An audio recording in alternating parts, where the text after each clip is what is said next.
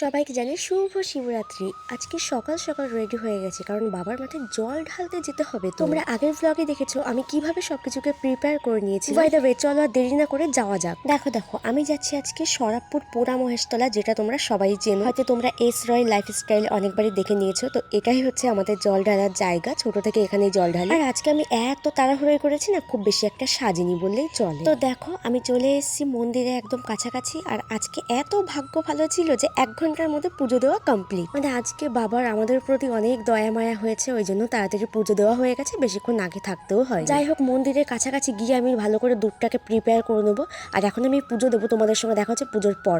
তো হ্যাঁ, পুজো দেওয়া কমপ্লিট হয়ে গেছে। এখন আমি একটু নিরামিষ ঘুগনি খেয়ে নিচ্ছি, কারণ প্রচন্ড পরিমাণে খিদে পেয়ে গেছে। আর এখন আমি হেঁটে হেঁটে বাড়ি যাচ্ছি। গাইস, মাথায় ঘোমটা দিয়ে কেন জানো? প্রচন্ড পরিমাণে রোদ। এই নাও নাও, প্রসাদ খেয়ে নাও, আর আমাকে ভালো করে আশীর্বাদ করে দাও গাইস, যাতে ভালো দেখে একটা বর পাই। কি তাই তো?